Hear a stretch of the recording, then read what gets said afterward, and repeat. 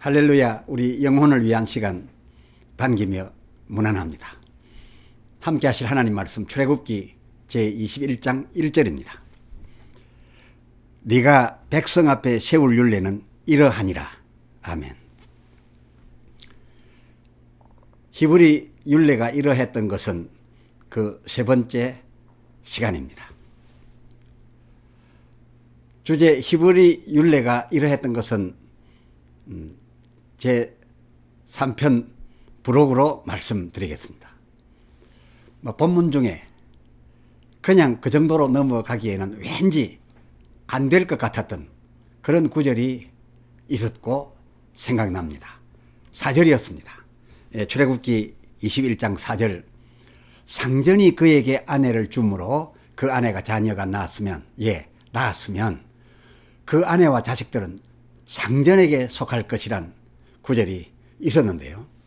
하면 만일 자녀가 낳지 못하면 비록 앞에서 말한 바 세 가지 곧 그 10절의 의복, 음식을 제공받고 동침까지 하고 있을지라도 그럼에도 아직 공식적인 그런 상전가의 일원이 되지 못할 수 있다는 거, 그런 말 아니겠습니까? 다시 이를 바꾸어 말하면 비상전가 여인이 상전가 가속이 확실하게 되려면 자녀 간 그 상전의 자식을 낳는 길밖에 없고, 그리고 그 후대의 조상의 반열에 오르게 되려면 그나마 그 자녀 중 아들을 낳아야 하는 것이었습니다.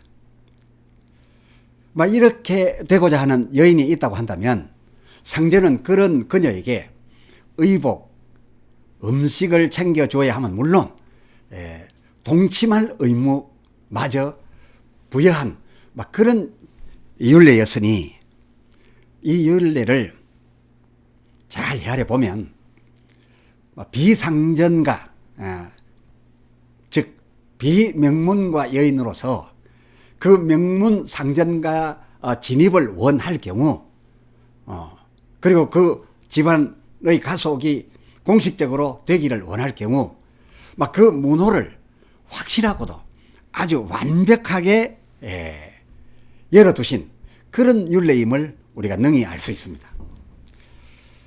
다음 케이스를 보면 하나님께서 이방인에게 그 명문 본방 진입 문호를 얼마나 확실하게 열어두셨었나 하는 것을 확인하게 될 것입니다.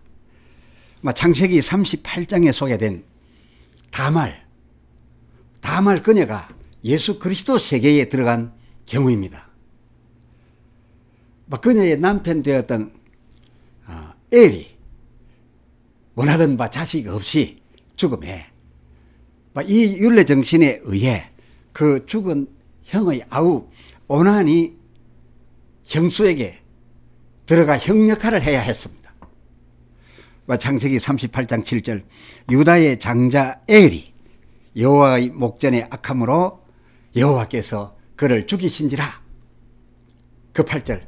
유다가 오난에게 이르되 내 형수에게로 들어가서 남편의 아우의 본분을 행하여 내 형을 위하여 씨가 있게 하라 라고 하였죠.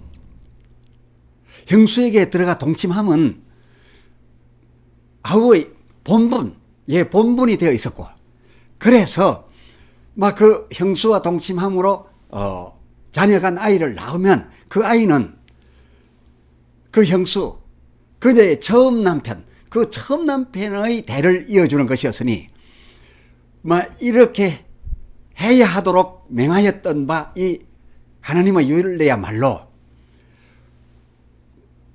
비명문과 여성으로서 명문가에 들어가 진정 그 명문가 가속이 되려 하는 이런 여자에게 대단한 배려를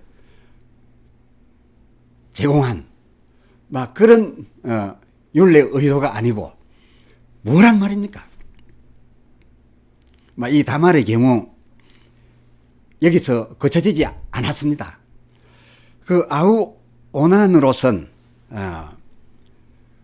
율례에 의해서 아버지의 명을 받고 형수에게로 들어가야 하기는 했지만은, 그러나 오난으로서도 이방녀 다말과 동침하여야 하는 것도, 그리고 또 자기의 씨가 형의 자손이 되어버리는 그것도 불만이었던 것 같습니다.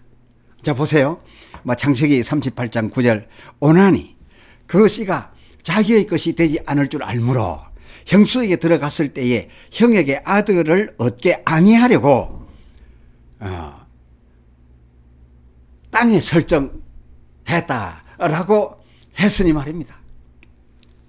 그런데 그 일이, 그 오난의 그러한 일이, 그 10절, 역시 여호와 목전에 악함으로 그도 죽이셨으니 란 기록을 우리가 접하게 되는데, 이 기록을 만나고 보면 여호와께 있어 아브라함 가문 밖 여인들로 하여금 아브라함 가문 안에 들어와 자녀가 나와서 그녀로 아브라함 가문 되게 하려 하셨음이 얼마나 강력하셨는가가 확인되는 그런 장면이 아니고 무엇이겠습니까?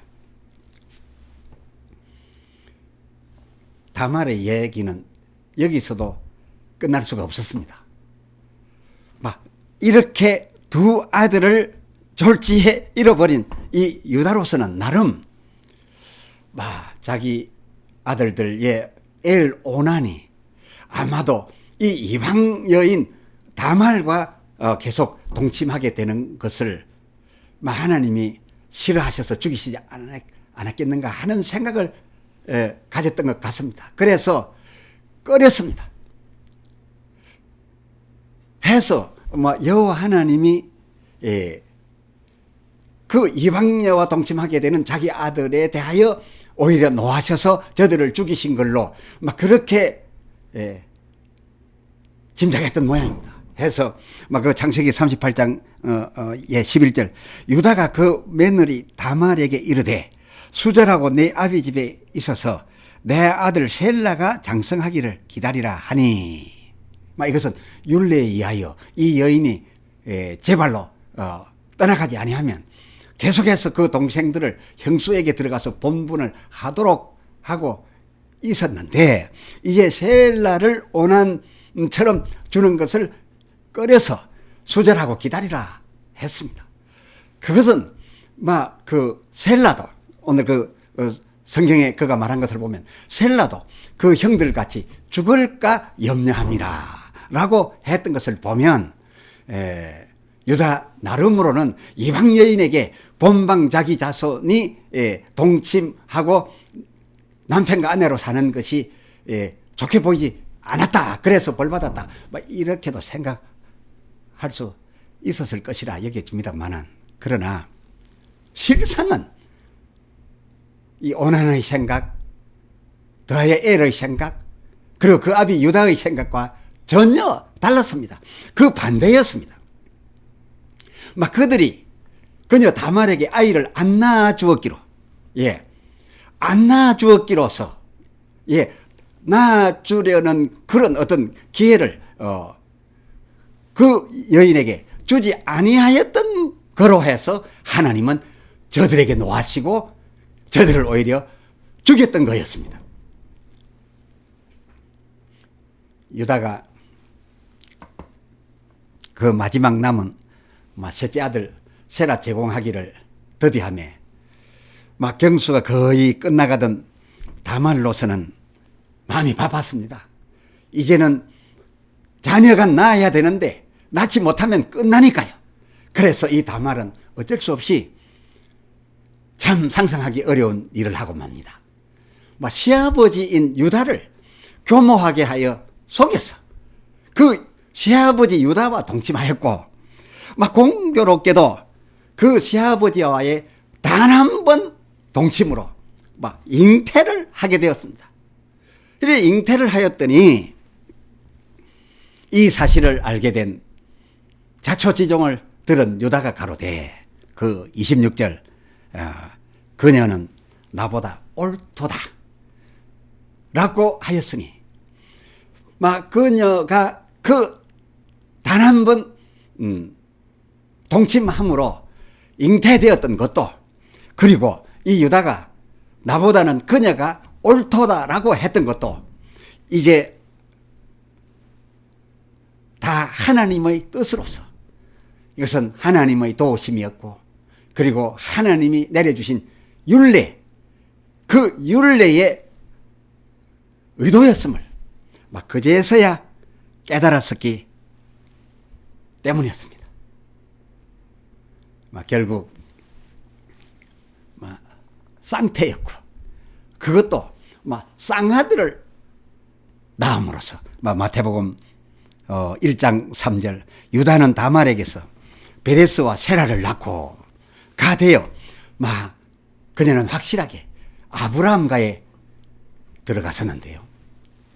이 족보, 예, 마태복음 1장 1절 아브라함과 다윗의 자손 예수 그리스도의 세계, 이 엄청난 대단한 예수의 세계, 그 족보에 거슬러 올라간 원시조는 누구였습니까?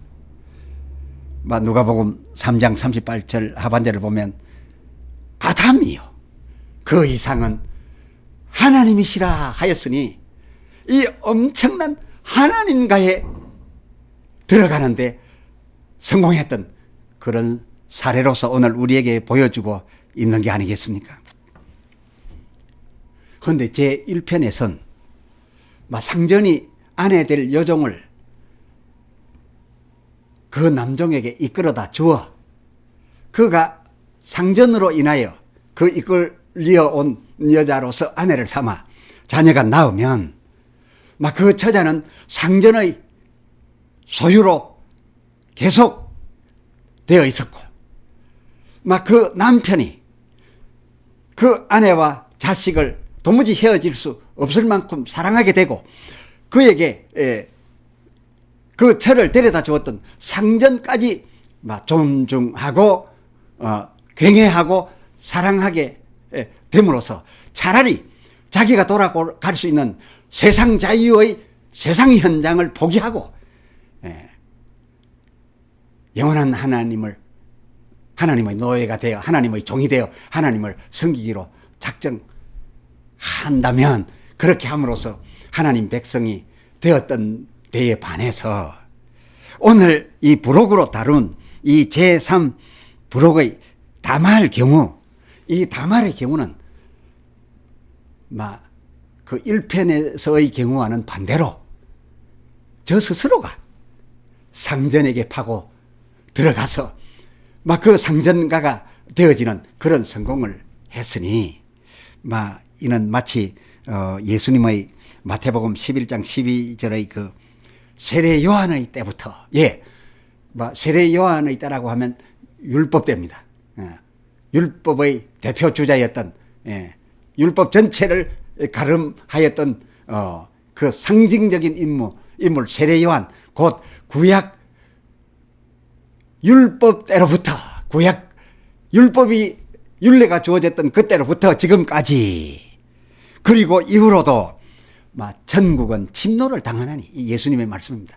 천국은 침노를 당하나니 침노하는 자가 빼앗느니라 라고 했던 바로 주님의 그 말씀, 그 대상에 해당된 사람이 바로 이 다말이었다고 할 수 있겠습니다. 이를테면 전자 곧 상전이 그가 주기로 작정한 그 남종에게 그 상전이 아내를 이끌어다 주어 자녀가 낳게 함으로써 그 남종이 자기의 돌아갈 수 있는 길을 열어주어 자유를 주어서도 가지 아니하고 그 처를 사랑하고 그 상전을 사랑하고 그 자식과 떨어질 수 없어서 차라리 그 상전에게로 돌아와 상전의 백성이 된 경우를, 이 된 경우가 기본적인 것이고 중심적인 그런 방법이었다라고 한다면, 이것은 상전의 예정에 의한 선택, 다시 말해서 하나님의 예정에 의한 선택이 되겠고, 그러나 오늘 다룬 바 이 후자 곧 다말처럼 막 무릅쓰고 제 스스로 막 상전에게 기회를 한번 얻은 이상 파고들어서 막 그래서 온갖 어려움을 다 겪으면서도 체면이고 뭐고 다 버리고 결국 그 상전가의 씨앗을 받아서 자녀가 낳았다면 그것은 그의 자유의지에 천국이 오히려 진노를 당한 그런 경우 아니겠습니까? 막 이렇게 된 경우가 이 다말 한 경우뿐만이 아니었습니다. 막 이런 경우는 주종을 이루고 있지는 않습니다. 원래 주종은 하나님이 선택한 막 히브리 사람들, 저 유대인에게 주로 이루어졌습니다만은 그렇지 않은 경우, 다말과 같은 경우도 막 이 다말 한 경우뿐만 아니라 또 있었습니다. 하나만 더 소개해 드리죠. 막 모함 여인 룻의 그 히브리인 본 남편, 히브리인으로서 본 남편 되었던 이가 자식 없이 죽음에 룻기 1장 15절 막 나오미가 또 가로되 여러 말 했지만은 또 말하여 더 말하여 가로되 보라 내 동서는 본래의 제 백성과 본래 섬기던 그 신에게로 돌아가나니 너도 동서를 따라 돌아가라 라고 하였습니다. 말하자면 아들이 죽게 되었음에 대하여 이제는 내 곳으로 돌아가서 옛날의 내 신을 섬기고 내 지역에 있는 남자들을 다시 만나라 하고 자유를 주었습니다만은 모함 여인이었던 이 룻 가로되 그 16절 나로 떠나라 강건하지 마옵소서. 어머니의 백성이 나의 백성이 되고 어머니의 하나님이 나의 하나님이 되시리니. 그 17절 만일 내가 죽는 일 외에 어머니와 떠나면 여호와께서 내게 벌을 내리시고 더 내리시기를 원하나이다 하고서 하나님 백성 이스라엘 베들레헴 지역으로 왔으니 그 여인이 온 것은 다만 하나님의 백성 될 수 있는 기회를 놓치지 않고 시어머니 나오미의 백성처럼 하나님 백성 한번 되고 말겠다는 그런 뜻으로 베들레헴에 왔으니 이 여인이 이 베들레헴에 온 것을 들어가 생각하여 갖고 있는 그런 견해처럼 보아스의 사랑을 위하여 온 것은 아니었던 게죠. 룻기 3장 14절 우여곡절 겪은 후에 그녀 보아스의 이불 속에 들어가는 데까지 성공합니다. 그래서 그 보아스가 들어온 날 그 발치에 눕기까지 하였더니 보아스는 그런 그녀를 사랑하고 싶지도 않았고 아내로 삼고 싶지도 않아서 이 모양 저 모양으로 그녀를 내쳤습니다마는 그러나 하나님의 율례하에 있었던 저들인지라 공식적으로 법적으로 확실하게 내치지를 못하고 이러고 저러고 하다가 끝내 내치지 못하고서 그를 자기 아내로 맞아들일 수밖에 없었으니 이 모든 것이 다 지금 다루고 있는 이 하나님의 율례에 기초된 거였습니다. 그 룻기 4장 13절 보아스가 룻을 취하여 아내를 삼고 그와 동침하였더니 여호와께서 그로 잉태케 하심으로 그가 아들 오벳을 낳은지라. 이 오벳은 대단한 아브라함과의 한 조상입니다.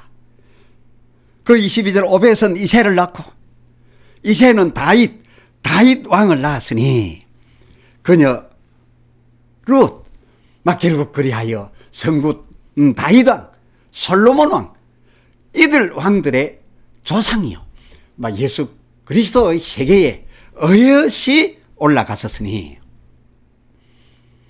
이 여인을 이렇게 되도록 가능케 한 싫지만은 이렇게 그 여인에게 해줄 수밖에 없게 한 이 율례 그리고 이 율례에 의하여 이렇게 되었던 이 일들은 지금 우리 세상이 사용할 이런 사회적이고 윤리적이고 도덕적인 그런 법이 아닌 법입니다. 이것은 반드시 천국 가고자 하는 자들에게 천국 가는 철로 역정, 바로 그것을 밝혀준 율례요. 이것을 가능케 해준 그런 율례였으니 이 율례를 어찌 세상 율례로 쓸 수가 있으며, 그리고 이 세상이 사용하고 있는 옳다 하는 그 윤리 잣대로서 이 율례를 두고서 옳다 그르다 그렇게 평가할 수 있겠는가 그 말입니다. 기도합시다. 하나님 아버지, 하나님의 명하신 히브리 율례가 이러했던 것은 이제 앞서 말씀 증거한 세 편을 통하여 볼 때에 이 세상 사회적으로 존경받고 모두 좋아하고 모두 질서 있게 할 그런 것을 위하여 세상이 사용하라고 일러준 법이 아니라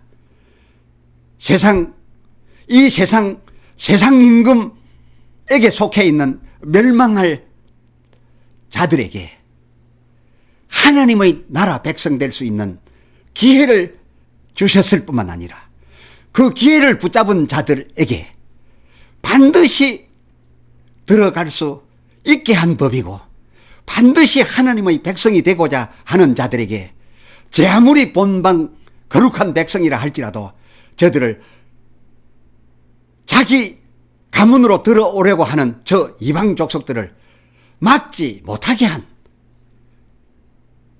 막을 수 없게 한 그런 율례였음을 우리가 오늘 발견하였습니다.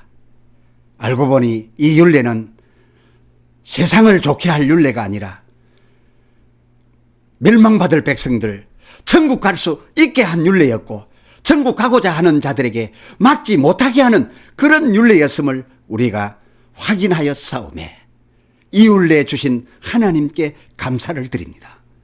이 율례 사용한 저 히브리 백성들의 율례는 세상 모든 나라들이 손뼉칠 그런 율례가 아니라 우리들 천국 가게 할 그런 모델의 율례인 줄로 우리가 다시 한번 발견하고, 하나님도 이해하고 이 율례를 사용하는 히브리 백성들도 이제 이해하게 되었나이다. 우리는 우리가 사용하고 있는 이 세상의 이 나라 윤리 도덕도 이 세상 사는 데는 지켜야 되겠지만은, 그러나 천국 가기 위하여 하나님 내어주신 이 율례, 그리고 이 율례를 사용하는 히브리 백성들의 삶도 긍정적으로 받아들여 그것을 또한 내 것으로 삼을 때에는 천국 갈 수 있게 되겠사오니, 이 거룩한 율례는 천국 가는 데만 사용되는 율례인 줄 알고 붙잡아 지키게 하여 주시옵소서. 그리고 우리의 천국 백성 되고자 하는데 도무지 막을 수 없도록 만들어주신 이 율례를 인하여 하나님께 감사하고, 막지 못한 저 히브리인들을 대하여 또한 고맙게 여기옵나이다. 오 주여, 영광을 받으시옵소서. 우리 주 예수 그리스도의 이름으로 이렇게 기도하옵나이다. 아멘.